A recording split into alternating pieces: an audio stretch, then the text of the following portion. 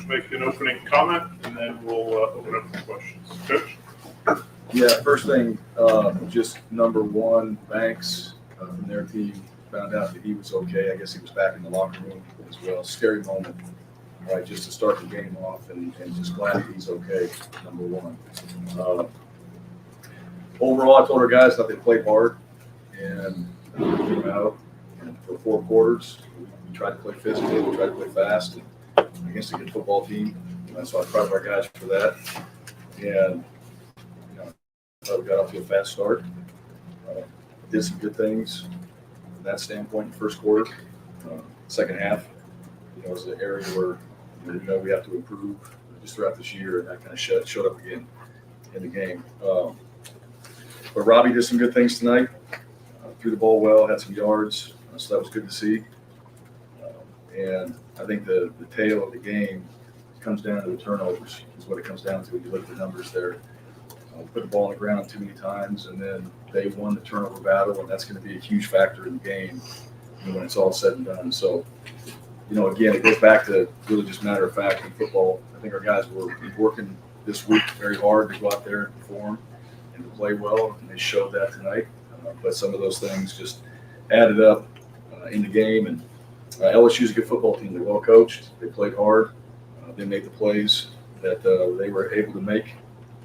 And they put themselves in a position to win the game. So we had our opportunities, and now for us, we got to go back and look at, all right, what is it that we did well? What are the things we got to work on? And then we got to close that gap. We got to find ways to finish and play 4 quarters. So all the things that I've said before, and the things that really do matter, and those are the things that are going to change the game. So I'm disappointed for our players, and those guys, they put the effort in. We all have to just do a better job, and that starts with me. Our fans were great tonight. The energy was great. The crowd was phenomenal. So as expected from our fans, and they have been this whole entire season, and I appreciate that. Our players do as well. You can feel that out there. That was our advantage tonight. Unfortunately, we weren't able to win the game. So some positive things we can take away. We'll look at what the O-line did and the D-line did, and we'll evaluate that tomorrow, and then we'll go back to work and just get ready for our first road trip, and then against a really good Georgia team. All right, as simple as that. So with that, questions? Raise your hand. I've read Jeff. State your name and affiliation, please. Jeff Spiegel, ABC 3340 Bryan. I have no doubts that the players believe in you. How confident are you that you'll be allowed to finish out the season as Auburn's head coach? Yeah, well, I mean, that's my job. Every day is to show up and make sure that I'm prepared and that we get this football team prepared. That doesn't change whatsoever. I told the team that. That's always been how I've approached each and every day, every job I've had. So that'll be no different. Tomorrow we have things we got to get better at, and win or lose, you're always going to find ways to improve as a football team. You have to. That's really what it comes down to. So that's how I'll approach each and every day. I mean, and our players know that, and everybody in our staff knows that. And that's always been the mentality that we have. And this football team, they deserve that. They deserve they have a chance to go back out and prepare themselves and to be a better football team next week. That's what we'll do. And I know those guys in that room will do that. I know our players will. I know our coaches will as well.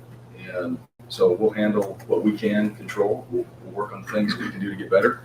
And then we'll go out there and get ourselves ready for this next week, learn from this game, and move on to Georgia, get ready to play them. Back row. Ike Jones from the War Report. Coach, can you talk us through the decision on the 2 fourth down calls that you had on 4th and I think there were 10 and 11 there? Yeah. Well, that was a field position as well. I don't think we were in field goal range at that point. We had kind of our marks where we wanted to be. And so we felt like we're going to punt it. It wasn't going to be that much of a difference if you put it in the end zone. So you're going to go for it. And we've been aggressive on that. So I still think that was the right thing to do. And we were 1 of 2 on 4th down conversions.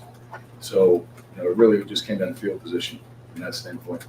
Front row, Brian. Me? Yes, you. Oh, me? Yeah. Brian, AuburnSports.com. What happened on that interception that Quoden wore through? It seemed like there was not many receivers on that side of the field. Yeah, there was one. There was one Yeah. changer. No, it was Camden Brown. Okay. Yeah, it was Camden Brown. So play that we had put in, and Camden, we're trying to get him to slip through and sneak out the back. If it wasn't there, throw it away. And so they locked him up on that, and the decision would have been to throw it away there. So I don't know exactly what happened. It's on the other side of the field. Obviously, it was a turnover. That was not good.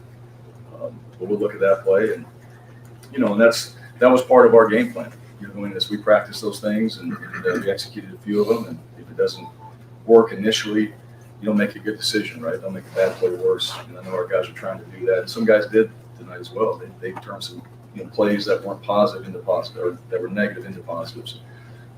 That just happened to be a negative. It was a big turnover in the game. Front row left, Tobias. Tobias Wilborn, man, like I won't bother asking how you doing. In the second quarter, you guys had a chance to get the ball with the time back. What was the thought process on calling the timeouts, and then how tough was it to get that face mask penalty? In the end of the second half, Yeah, no, end of the second quarter. we had one time out there. Yeah, you called the timeout. Yeah. And, second down, trying to get the ball back, and then third down. Well, that was, I think we called the timeout because we didn't have the right play. Okay. Yeah, it wasn't really about the time. The second quarter, right? Yeah, second quarter. Yeah. Yeah, I think that's what you're asking. Yeah, with like 150 so left. Yeah, so we were trying to save time. Mhm. Right? We were trying to utilize our timeouts early, and then and I thought we did a good job on that to save time. If you look at what we were trying to accomplish was to have some time and to utilize that, not to burn 40 seconds at a certain point, and try to keep as much time as we could to get the ball back and have a chance to go score. And then just follow. How tough is it when you get that penalty there? It looks like you got it off. Yeah, well, I mean, the penalties hurt. They always do. I think we had 8. They had 10. I think that's right on the penalties. So, yeah, anytime you have a chance to stop them and there's a penalty that extends the drive, that's obviously going to be an impact, on the team. And so those ended up being hurtful. And again, we send those plays in every single week. I couldn't tell you right now if it was or it wasn't, but the flag was thrown and it impacted us on that drive in particular. Back row, Jack. Jack Patterson with WRBL in Columbus. Saw a big emphasis on the passing game today. Robbie Asher had 337 yards passing. Was that something that you guys wanted to make a point on this week? Yeah, it was. Yeah, we wanted to throw the ball, and we wanted to balance it out. We thought we could run it, throw it. I mean, really trying to be more balanced on the offensive side. We felt like we could throw the ball in this game as well, and we did. Robbie showed that. I mean, he made some really good throws. He scrambled, made some big plays. And I thought our guys, that was one area that we've emphasized, when there's a scramble to get yourself open, to help rescue the quarterback, to try to go get a big play out of it. And he was able to find the guys tonight. And so that part of it was good. I thought the pass game, seeing that open up, is going to help us in the run game, overall. And what you want is you want to balance it out. You want to go to run and throw it and be able to move the ball down the field. Because a lot of those big plays came in the pass game. Right? That's where our chunk yardage was in the pass game, and that was good for us. And in order to move the ball down the field, be explosive, get in a better field position, you got to do that. And I thought we did some of those things well tonight. That showed up. I mean, what Robbie was able to do out there and put that up, put that many yards up, that did help us. Overall, not enough, but still, that was a positive that we can build on moving forward. Front row, Noah. Hey, Coach. Noah Griffith from the Auburn. I just wanted to follow up on his question. With Robbie having such a big first half and not turning over the ball, through the air, what went to the decision to let Coy throw the ball? Yeah, well, we had a couple opportunities for guys to do that, and guys made some good decisions in there. So it didn't work. That's the end of the day. It didn't work, and there's answers for that. Obviously, we don't want a turnover, but that happened, and it was unfortunate. I thought Coach Keesaw and the offensive staff put together a really good game plan. We were trying to get our playmakers a chance to go out there and make plays, and that one didn't go our way, but several others did. And that's the story of the game. We hit a big play on a trick play and hit Amari Kelly down the sideline. So that's part of opening it up and using some of our playmakers and players on this team to go get some big plays. And we were able to do that on some of them, and that one didn't work. All right, Mark. Yeah, Coach Mark Murphy. It's up the Auburn Tigers. How do you think Brandon Council did stepping in and center tonight? Well, I don't know overall because I wasn't necessarily focused on the O-line and him in particular, but he snapped the ball well.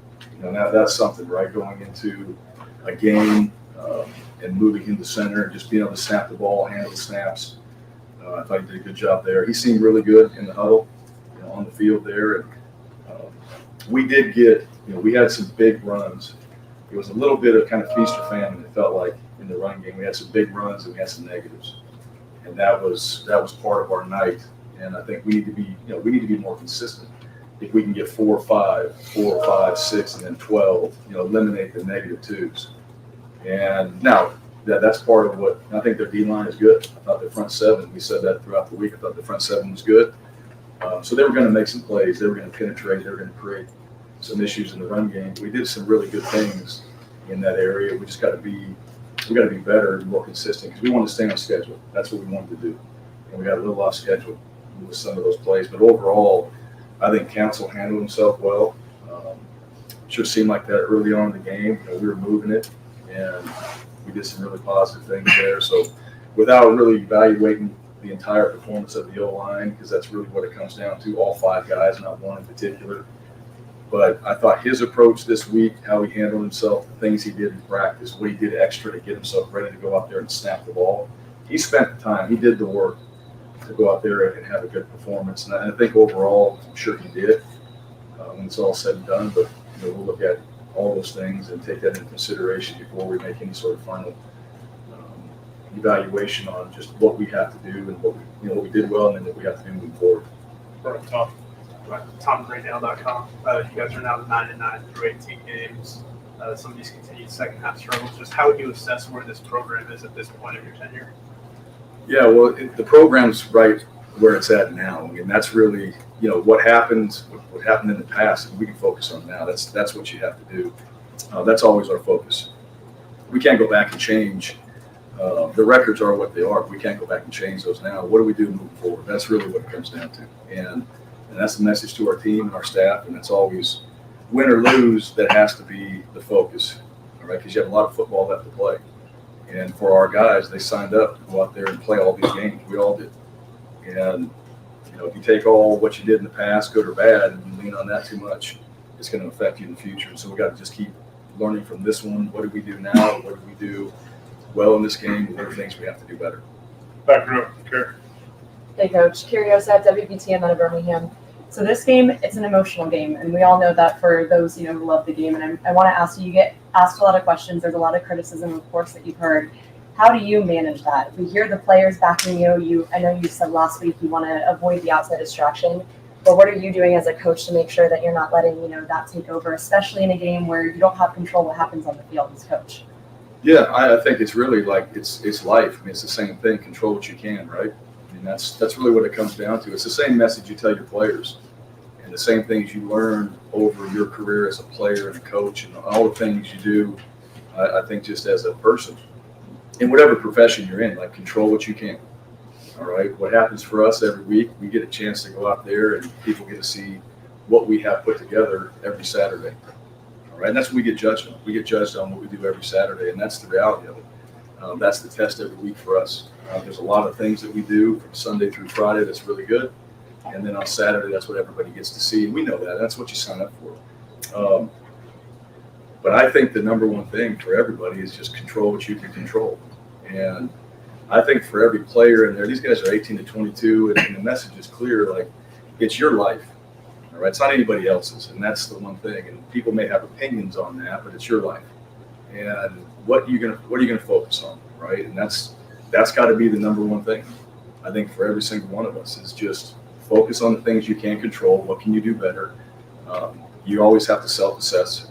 All right, there's that, and then take that and try to improve. And I mean that too, win or lose. Sometimes winning covers up a bad, maybe the standards aren't what you wanted it to be, but you still win the game. And to me, that's what you have to take away from it. All right, and learn from it. It's a challenge. it's a challenge every single week for all of us to do that, and that's part of football. That's what you sign up for, and those are things that I think overall in the long run make you better. All right, it's just how you handle those things. How do you respond? When you have something that's not going your way, how are you going to respond to it? Because you can quickly turn it around if you respond the right way. And if you don't, then it's going to continue to be something that affects you until you figure out how to do that. Got two more back row. Hey, Coach, Jake Stansel, WBRC in Birmingham. Where would you say this game ranks as far as just like weird finishes that you've been a part of? I know we saw the muff punt, scored, call back, then your defense recovers a fumble to keep your team in this game. Yeah, I don't know if it's weird. I mean, this is football, right? I think there's a lot of games. I didn't watch them all today, but there's probably a lot of things that you could ask about. Where do you rank this game at? And, I mean, this is football, and things happen all the time. All right, it could be the last second play. There's all things that happen in games. This was no different. It's pretty matter of fact. When you look at it, it comes down to turnovers. I thought, overall, yardage-wise and all that, we outgained LSU. We did a lot of really positive things, but the takeaways become a big factor. And that's the difference in the game.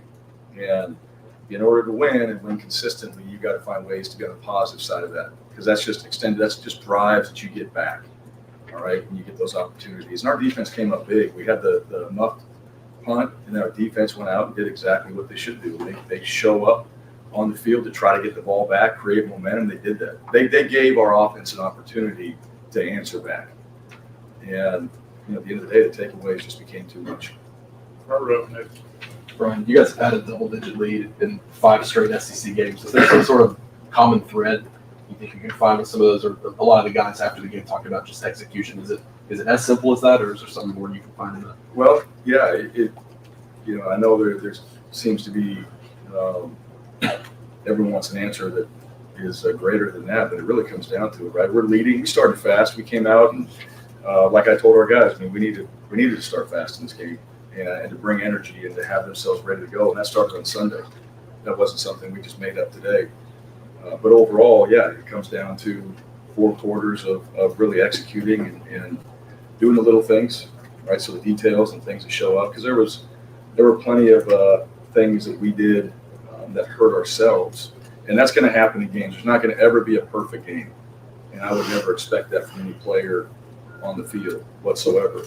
But when you can start to eliminate some of those things, that's when you get more consistency within your program. And it comes down to execution, because really every single play, there's a chance for you to be successful. Right? And that's really why you focus on the details and why we talk about execution, because there's always a chance to be successful on each and every play. And it's just how many plays does the other team win? How many plays do you win? At the end of it, that results in the score. All right, Coach. Thank you very much. Thank you.